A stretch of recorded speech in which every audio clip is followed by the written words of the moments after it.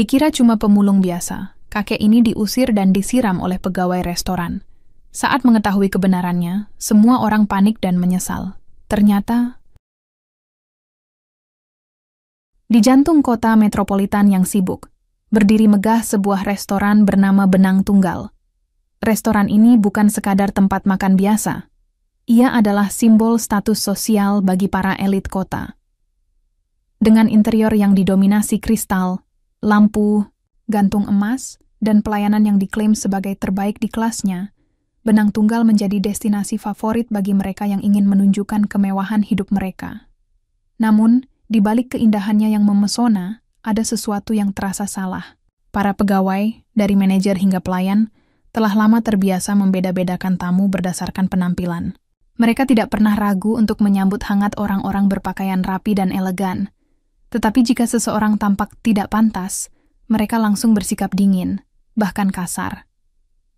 Nilai-nilai dasar seperti keramahan, kesopanan, dan empati perlahan-lahan mulai hilang, digantikan oleh kesombongan yang tak terkendali. Di ujung gang sempit yang hanya beberapa blok dari Benang Tunggal, seorang lelaki tua duduk di atas karung besar yang reot. Dia adalah Pak Tono, seorang kakek berusia 70-an dengan rambut putih acak-acakan, kulit keriput, dan pakaian lusuh yang dipenuhi noda. Penampilannya membuat orang-orang yang lewat menghindarinya takut tertular bau atau aura kemiskinan. Namun, ada sesuatu yang aneh tentang Pak Tono. Meskipun penampilannya begitu kumuh, gerak-geriknya memiliki kepercayaan diri yang tidak biasa. Matanya yang tajam seringkali menyiratkan kebijaksanaan mendalam. Meskipun jarang ada orang yang melihat lebih dari sekadar pakaiannya yang compang-camping. Karung besar di pundaknya terlihat berat, tetapi dia membawanya dengan tenang, seolah-olah isinya bukan barang-barang rongsokan, melainkan sesuatu yang sangat berharga. Tidak ada yang tahu bahwa di balik penampilannya yang kotor dan lusuh, Pak Tono adalah pemilik Benang Tunggal Group, jaringan restoran mewah yang tersebar di beberapa negara. Hari itu, dia datang ke Benang Tunggal untuk alasan khusus, menguji integritas para pegawainya. Apakah mereka masih ingat nilai-nilai dasar yang membuat restoran ini sukses? Ataukah mereka telah tenggelam dalam lautan kesombongan? Pada sore yang cerah, pintu kaca besar Benang Tunggal terbuka dan Pak Tono melangkah masuk. Langkahnya pelan namun mantap, meninggalkan jejak kotor di lantai marmer yang mengkilap. Suasana di dalam restoran langsung berubah. Mata-mata pengunjung beralih dari menu mewah mereka ke sosok kumuh yang baru saja memasuki ruangan. Para pelayan saling berbisik, wajah mereka penuh dengan kejijikan. Salah satu pelayan muda mendekati manajer, Rico, dan berkata pelan, "Pak, ada pengemis tua masuk. Haruskah kita usir?" Rico, seorang pria berusia 30-an dengan setelan jas mahal, tersenyum sinis. Dia berjalan mendekati Pak Tono dengan langkah angkuh. Matanya menyapu seluruh tubuh kakek itu dari atas ke bawah. "Maaf, Pak," katanya dengan nada dingin. "Tapi ini bukan tempat untuk orang sepertimu. Silakan pergi." Pak Tono hanya diam. Dia menatap Rico dengan mata teduh, seolah-olah mencoba membaca apa yang ada di balik topeng kesombongan pria itu. Namun, tanpa mengucapkan sepatah kata pun, dia melangkah lebih jauh ke dalam restoran, mencoba duduk di salah satu kursi kosong. Reaksi berikutnya cepat dan brutal. Seorang pelayan lain menyiram air ke arah Pak Tono, membuat seluruh ruangan meledak dalam tawa canggung. Beberapa pengunjung bahkan merekam insiden tersebut dengan ponsel mereka, sementara yang lain bergumam, "Ini bukan tempat untuk orang seperti dia." Di tengah semua itu, Pak Tono tetap tenang. Dia bangkit perlahan, menepuk-nepuk celananya yang sudah basah, dan berjalan keluar dari restoran tanpa berkata apapun. Namun, saat dia berdiri di depan pintu kaca besar, dia mengeluarkan jam tangan, mahal dari sakunya, dan memandangnya sejenak. Dengan senyum tipis, dia bergumam pada dirinya sendiri. Ternyata benar. Ujian pertama sudah gagal. Saat Pak Tono menghilang di tikungan jalan, para pegawai Benang Tunggal kembali ke rutinitas mereka, merasa lega karena sudah membersihkan restoran dari sampah jalanan. Mereka tidak tahu bahwa apa yang baru saja mereka lakukan akan membawa konsekuensi besar, yang akan mengguncang fondasi restoran mereka sendiri. Namun, di benak Pak Tono, rencana sudah mulai terbentuk. Dia tidak hanya akan memberikan pelajaran kepada mereka yang telah merendahkannya. Dia akan menguji apakah Benang Tunggal masih layak disebut sebagai restoran yang memegang teguh nilai-nilai dasar yang membuatnya sukses. Pak Tono melangkah keluar dari Benang Tunggal, meninggalkan jejak basah di lantai marmer yang sebelumnya begitu mengkilap. Suasana di dalam restoran kembali normal, atau setidaknya itulah yang dipikirkan para pegawai. Beberapa pelayan tertawa, kecil sambil membersihkan lantai yang ternoda oleh air dan debu dari sepatu tua Pak Tono. Manajer Rico, dengan wajah puas, memberi instruksi kepada timnya untuk lebih waspada terhadap orang-orang seperti itu di masa depan. Namun, di balik ketenangan, semua ini ada sesuatu yang tidak beres. Seorang pengunjung tetap, Nyonya Lina, seorang wanita parubaya yang dikenal karena kedermawanannya, menatap tajam ke arah pintu kaca tempat Pak Tono menghilang. Dia berdiri dari kursinya, mendekati meja kasir, dan berkata dengan nada tajam, "Apa yang baru saja kalian lakukan sangat memalukan. Apakah kalian tidak ingat bahwa restoran ini dulunya adalah tempat yang ramah bagi semua orang?"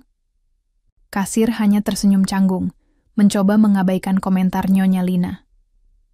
Namun, kata-katanya mulai menyebar di antara para tamu lain. Beberapa orang tampak tidak nyaman, sementara yang lain membela sikap manajemen. "Ini kan restoran mewah," kata salah satu pengunjung dengan nada defensif. "Bukan tempat untuk pengemis." Di luar restoran, Pak Tono berjalan perlahan menuju sebuah bangku taman yang sepi. Dia duduk di sana, meletakkan karung besarnya di samping, dan mengeluarkan secarik kertas dari sakunya.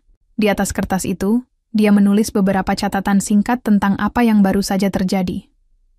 Matanya menyipit saat angin lembut menyapu wajahnya, namun senyum tipis masih terlihat di bibirnya. Dia bergumam pelan, "Tes pertama sudah selesai. Sekarang saatnya untuk tahap berikutnya." Beberapa hari kemudian, insiden tersebut menjadi topik hangat di media sosial. Video rekaman yang direkam oleh salah satu pengunjung saat Pak Tono disiram air tersebar luas, memicu gelombang protes dari masyarakat. Banyak yang mengkritik keras sikap manajemen Benang Tunggal, menyebutnya sebagai contoh buruk diskriminasi sosial. Tagar "malu seumur hidup" dan "kon Benang Tunggal memalukan" mulai trending di platform media sosial. Di tengah kontroversi ini, wartawan lokal bernama Dinda mulai menyelidiki lebih dalam. Dia tertarik pada sosok Pak Tono, yang meskipun tampak seperti pengemis, memiliki aura yang tidak biasa. Dinda berhasil mendapatkan rekaman CCTV dari insiden tersebut. Saat memperhatikan gerakan Pak Tono di rekaman, dia merasa ada sesuatu yang janggal. "Kenapa dia begitu tenang?" gumam Dinda sambil memutar ulang rekaman itu. "Dan kenapa jam tangannya terlihat begitu mahal?" Dinda melanjutkan investigasinya dengan mengunjungi area sekitar restoran. Dia menemukan bahwa Pak Tono sering terlihat di lingkungan elit kota, kadang-kadang masuk ke gedung perkantoran mewah. Ada rumor bahwa dia memiliki bisnis besar, tetapi tidak ada bukti konkret. Dinda juga berhasil menghubungi seorang mantan karyawan Pak Tono yang memberikan informasi mengejutkan. Pak Tono adalah pendiri Benang Tunggal Group, jaringan restoran mewah yang telah sukses di beberapa negara. Sementara itu, di Benang Tunggal, ada situasi semakin memanas. Jumlah pengunjung mulai menurun drastis karena banyak pelanggan tetap memboikot restoran tersebut. Media massa mulai menghubungi manajemen untuk klarifikasi, tetapi Rico hanya memberikan jawaban klise. "Kami hanya menjaga standar layanan kami." Jawabannya justru memperburuk citra restoran. Pada suatu pagi, seorang kurir datang membawa surat resmi untuk manajemen Benang Tunggal. Surat itu ditandatangani langsung oleh pemilik Benang Tunggal Group, Pak Tono. Isinya singkat namun menusuk. "Manajemen Benang Tunggal akan dievaluasi secara menyeluruh. Saya akan hadir minggu depan untuk rapat internal. Harap persiapkan diri, Anda." Rico membaca surat itu dengan wajah pucat. Dia tidak tahu siapa sebenarnya Pak Tono, tetapi nama yang tertera di surat itu adalah nama yang sama dengan pengemis tua yang mereka usir beberapa hari lalu. Dia mencoba menepis pikiran buruk, tapi firasat tidak enak mulai menyelimuti hatinya. Sementara itu, Pak Tono sedang bersiap untuk langkah berikutnya. Dia memutuskan untuk mengungkap identitas aslinya dalam rapat evaluasi minggu depan. Dia ingin melihat apakah para pegawai benang tunggal benar-benar menyadari kesalahan mereka, atau hanya pura-pura menyesal demi menyelamatkan pekerjaan mereka. Di tengah semua tekanan yang memuncak, satu pertanyaan besar muncul di benak semua orang. Siapa sebenarnya Pak Tono? Dan bagaimana nasib benang tunggal setelah ini? Setelah surat evaluasi dari Pak Tono tiba, suasana di benang tunggal semakin tegang. Para pegawai mulai berbisik-bisik, mencoba memahami apa yang sedang terjadi. Rico, manajer restoran, tampak gelisah. Dia menghabiskan berjam-jam di kantornya, mencoba mencari informasi tentang pemilik benang tunggal grup, tetapi data yang tersedia sangat minim. Nama Pak Tono tidak pernah muncul di media atau laporan publik. Baginya, sosok itu seperti hantu yang tak terlihat. Sementara itu, investigasi Dinda, sang wartawan, semakin dalam. Dia menemukan bahwa Pak Tono jarang muncul di acara formal perusahaan. Bahkan, beberapa mantan karyawan senior mengatakan bahwa mereka hanya pernah melihatnya sekali atau 2 kali selama bertahun-tahun bekerja di bawah naungan benang tunggal grup. Namun, ada satu kesaksian yang menarik perhatian Dinda. Seorang mantan direktur operasional menyebut bahwa Pak Tono adalah sosok visioner yang sangat tertutup. Lebih suka bekerja di balik layar daripada tampil di depan umum. Dia bukan orang yang suka gembar-gembor, kata mantan direktur itu. Tapi ketika dia bicara, semua orang mendengarkan. Dia punya cara unik untuk menguji integritas karyawannya. Kesaksian ini membuat Dinda semakin yakin bahwa insiden pengusiran di restoran bukan kejadian biasa. Ada sesuatu yang lebih besar di balik kedatangan Pak Tono ke benang tunggal. Dia mulai menyusun artikelnya dengan judul provokatif. Pengemis tua atau miliarder tertutup. Misteri di balik insiden benang tunggal. Dinda memperhatikan rekaman CCTV dari hari insiden itu berkali-kali. Dia memperbesar gambar Pak Tono saat dia duduk di kursi restoran. Meskipun pakaiannya lusuh, jam tangan di pergelangan tangannya terlihat sangat mahal. Sebuah merek langka yang hanya dimiliki oleh segelintir orang di dunia. Selain itu, gerakan Pak Tono sangat percaya diri, tidak seperti pengemis pada umumnya.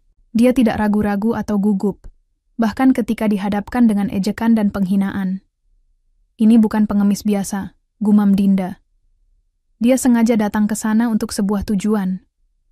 Untuk mendapatkan informasi lebih lanjut, Dinda mencoba melacak jejak digital Pak Tono. Setelah beberapa hari mencari, dia menemukan sebuah artikel lama dari majalah bisnis tahun 1990-an. Artikel itu membahas seorang pengusaha muda bernama Tono Prasetyo yang berhasil membangun kerajaan bisnis dari nol. Dalam foto hitam putih yang disertakan dalam artikel, wajah pria itu mirip dengan Pak Tono, rambut yang sama, mata yang sama, bahkan senyum tipis yang sama. Namun, setelah artikel itu, nama Tono Prasetyo menghilang dari radar publik. Beberapa sumber menyebutkan bahwa dia memilih pensiun dini dan menyerahkan kendali perusahaan kepada tim manajemen profesional.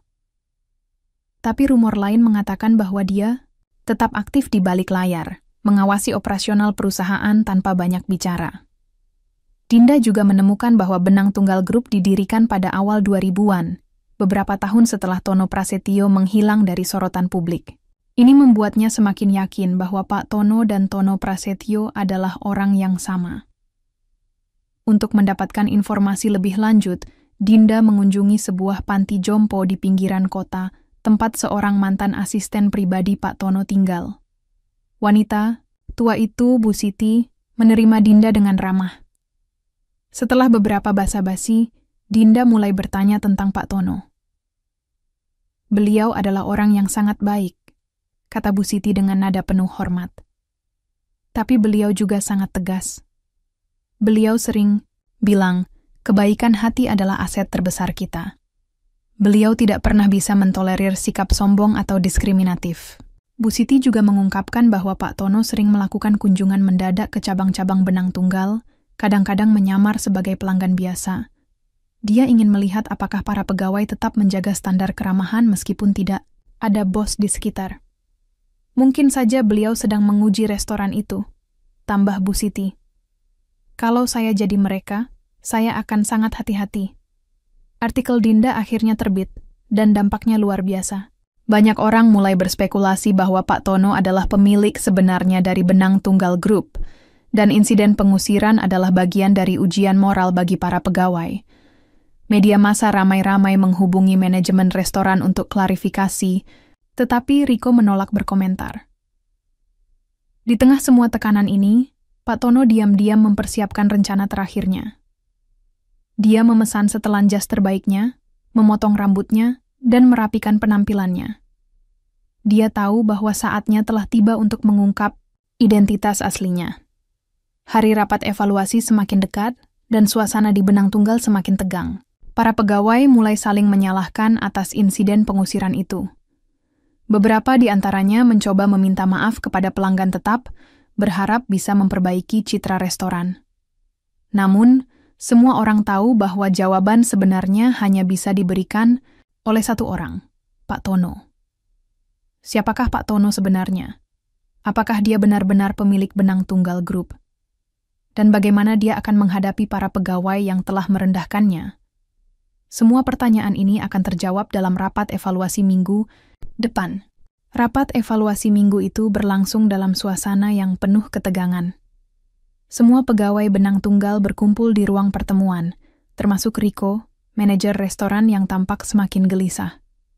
Mereka menunggu kedatangan Pak Tono dengan perasaan campur aduk. Ada rasa takut, penyesalan, bahkan sedikit harapan bahwa semua ini hanya kesalahpahaman. Tepat pada waktunya, pintu ruang rapat terbuka. Semua mata langsung tertuju pada sosok yang masuk. Bukan pengemis tua kumuh yang mereka kenal beberapa hari lalu, melainkan seorang pria paruh baya yang berdiri tegap dengan setelan jas elegan. Dia adalah Pak Tono, pemilik Benang Tunggal Group, yang kini tampil dengan aura wibawa yang tidak bisa diabaikan. Semua orang terdiam. Beberapa pegawai menundukkan kepala, sementara yang lain saling bertukar pandang, tidak yakin apakah mereka harus merasa lega atau semakin takut. Pak Tono berjalan ke depan ruangan tanpa mengucapkan sepatah kata pun. Dia mengamati satu persatu wajah para pegawai, seolah-olah mencoba membaca emosi yang tersembunyi di balik ekspresi mereka. Setelah beberapa saat hening, Pak Tono akhirnya angkat bicara. Suaranya tenang namun tegas, memenuhi ruangan dengan otoritas yang tidak bisa dipertanyakan. Beberapa hari yang lalu, katanya, saya datang ke restoran ini sebagai seorang tamu biasa. Saya ingin melihat apakah nilai-nilai dasar yang membuat Benang Tunggal sukses masih ada, keramahan, kesopanan, dan layanan tanpa diskriminasi. Dia berhenti sejenak, membiarkan kata-katanya tenggelam di benak para pegawai. Matanya kemudian tertuju pada Riko, yang tampak seperti ingin menghilang dari tempat itu. Apa yang saya lihat sangat mengecewakan, lanjut Pak Tono. Alih-alih menyambut saya sebagai tamu, Anda mengusir saya karena penampilan saya. Anda bahkan menyiram air ke arah saya. Apakah ini cara Anda memperlakukan pelanggan? Apakah ini cara Anda menjaga reputasi Benang Tunggal? Ruangan menjadi semakin sunyi. Para pegawai menundukkan kepala mereka, merasa malu atas tindakan mereka. Beberapa di antaranya mulai meneteskan air mata, menyadari betapa besar kesalahan yang telah mereka buat. Pak Tono melanjutkan, saya mendirikan Benang Tunggal dengan prinsip bahwa setiap orang layak diperlakukan dengan hormat tanpa memandang status sosial mereka. Restoran ini bukan sekadar tempat makan mewah. Ini adalah tempat di mana kebaikan hati harus menjadi fondasi utama. Tapi apa yang saya lihat minggu lalu menunjukkan bahwa banyak dari Anda telah kehilangan prinsip itu. Seorang pelayan muda bernama Ayu, yang sebelumnya ikut menertawakan Pak Tono saat insiden itu terjadi, tiba-tiba berdiri dengan air mata mengalir di pipinya.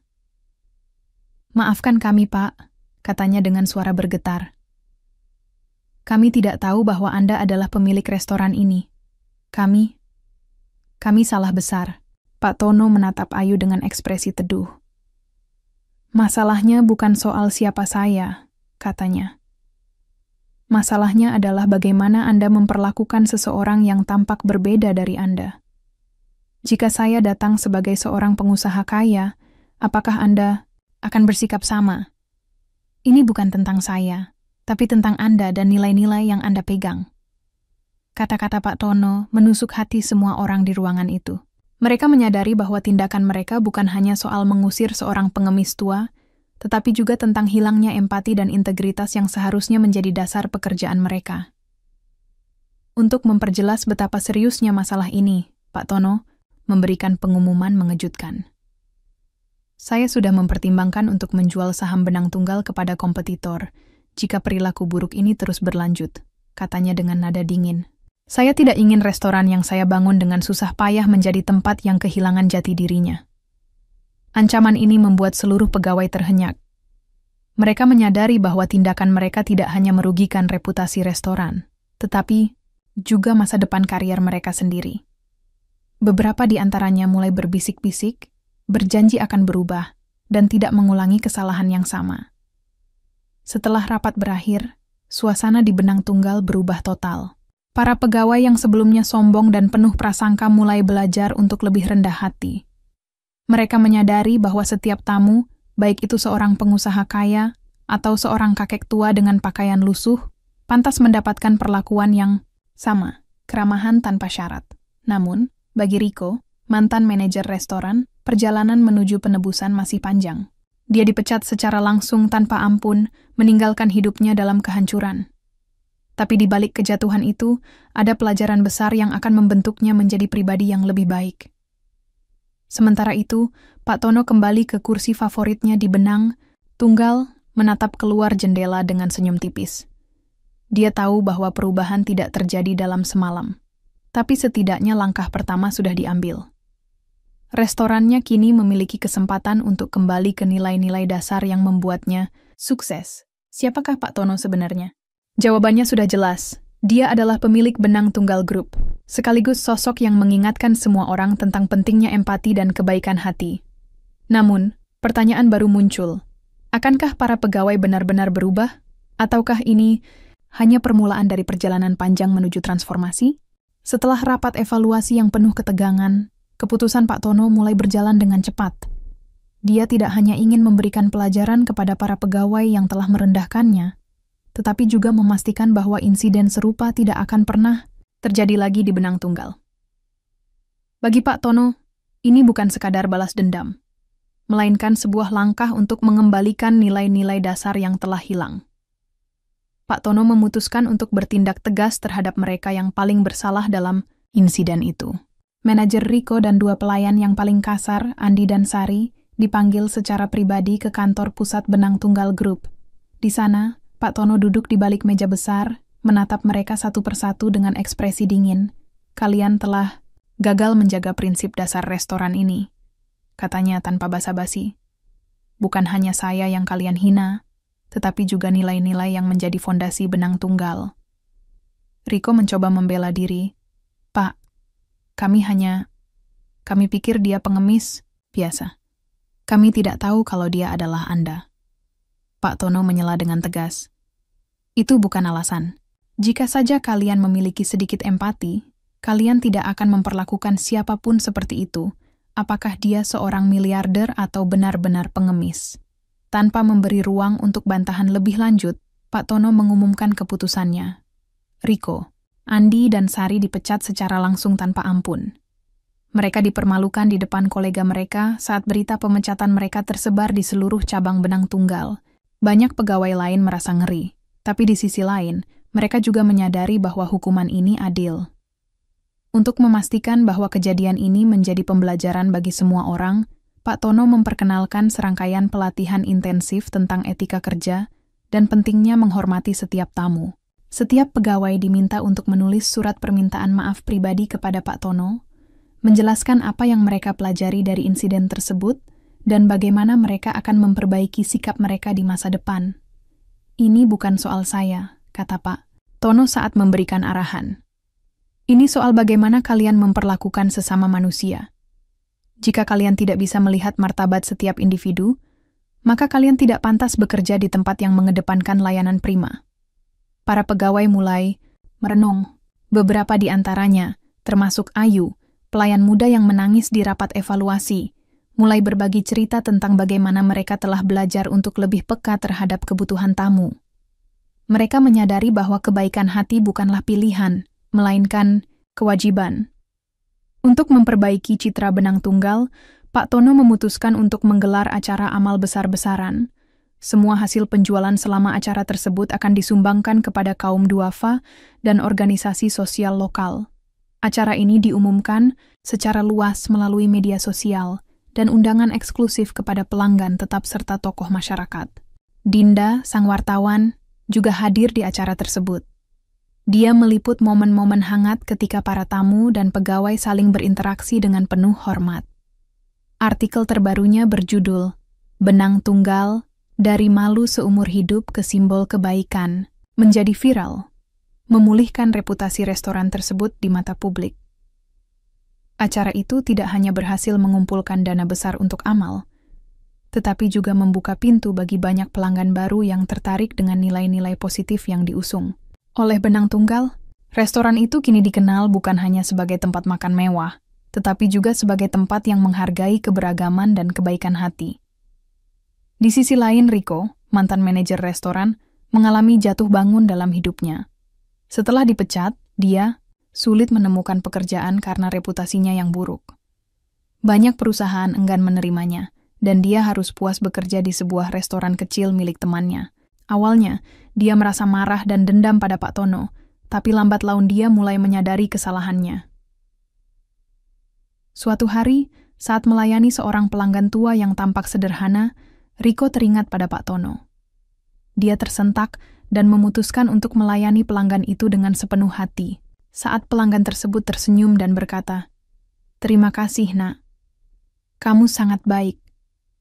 Riko merasakan sesuatu yang sudah lama hilang, kepuasan dari kebaikan hati. Meskipun dia tidak bisa kembali ke Benang Tunggal, Riko mulai membangun kembali hidupnya dengan cara yang lebih baik. Dia belajar untuk tidak lagi membeda-bedakan orang berdasarkan penampilan, dan mulai menghargai setiap individu yang datang kepadanya. Cerita ini ditutup dengan adegan Pak Tono duduk santai di kursi favoritnya di Benang Tunggal, menikmati secangkir teh hijau. Dia memandangi lalu lintas kota yang sibuk dari balik jendela besar, sambil mendengar suara tawa dan percakapan hangat di sekitarnya. Para tamu dan pegawai saling berinteraksi dengan penuh hormat, tanpa ada jejak kesombongan atau diskriminasi. Seorang pelayan muda mendekatinya dan tersenyum ramah. "Ada yang bisa saya bantu, Pak?" tanyanya dengan nada sopan. Pak Tono tersenyum tipis. "Tidak, terima kasih. Cukup nikmati hari ini." Dia menyesap tehnya perlahan, puas dengan apa yang telah dicapai. Benang Tunggal kini tidak hanya sukses secara finansial, tetapi juga menjadi simbol keramahan dan kebaikan hati. Nilai-nilai dasar yang sempat hilang kini kembali menjadi fondasi yang kuat bagi restoran tersebut. Melalui konflik, balas dendam, dan transformasi, Pak Tono berhasil membuktikan bahwa keadilan dan kebaikan hati selalu menang. Restorannya kini menjadi contoh nyata bahwa kemewahan tidak hanya soal materi, tetapi juga tentang bagaimana kita memperlakukan sesama manusia. Setelah semua konflik dan pelajaran yang terjadi, suasana di Benang Tunggal berubah total. Para pegawai yang sebelumnya sombong dan penuh prasangka kini mulai belajar untuk lebih rendah hati. Mereka menyadari bahwa setiap tamu, baik itu seorang pengusaha kaya atau seorang kakek tua dengan pakaian lusuh, pantas mendapatkan perlakuan yang sama. Keramahan tanpa syarat. Riko, mantan manajer restoran, mengalami transformasi besar dalam hidupnya. Setelah dipecat, dia bekerja keras di sebuah restoran kecil milik temannya. Awalnya, dia merasa rendah diri dan marah, tapi lambat laun dia mulai memahami kesalahannya. Dia belajar untuk lebih peduli kepada orang lain, tidak lagi membeda-bedakan tamu berdasarkan penampilan. Meskipun tidak bisa kembali ke Benang Tunggal, dia merasa lebih damai karena telah berubah menjadi pribadi yang lebih baik. Untuk memperbaiki citra Benang Tunggal, Pak Tono memutuskan untuk menggelar acara amal besar-besaran. Semua hasil penjualan selama acara tersebut disumbangkan kepada kaum duafa. Acara ini menjadi viral di media sosial, dan banyak pelanggan tetap yang kembali ke restoran untuk mendukung inisiatif positif ini. Dinda, sang wartawan, juga meliput acara tersebut dan menulis artikel baru dengan judul Benang Tunggal, Dari malu seumur hidup ke restoran penuh empati. Artikel itu memuji langkah-langkah yang diambil oleh Pak Tono untuk memperbaiki kesalahan dan mengembalikan nilai-nilai dasar restoran. Cerita ditutup dengan adegan Pak Tono duduk santai di meja favoritnya di Benang Tunggal. Dia memesan secangkir teh hijau dan menatap keluar jendela, memandangi kota yang sibuk. Di sekitarnya, para tamu dan pegawai saling berinteraksi dengan hangat, tanpa ada jejak kesombongan atau diskriminasi. Seorang pelayan muda mendekatinya dan tersenyum ramah. "Ada yang bisa saya bantu, Pak?" tanyanya dengan nada sopan. Pak Tono tersenyum tipis. "Tidak, terima kasih. Cukup nikmati hari ini." Dia menyesap tehnya perlahan, puas dengan apa yang telah dicapai. Benang Tunggal kini tidak hanya sukses secara finansial, tetapi juga menjadi simbol keramahan dan kebaikan hati. Nilai-nilai dasar yang sempat hilang kini kembali menjadi fondasi yang kuat bagi restoran tersebut.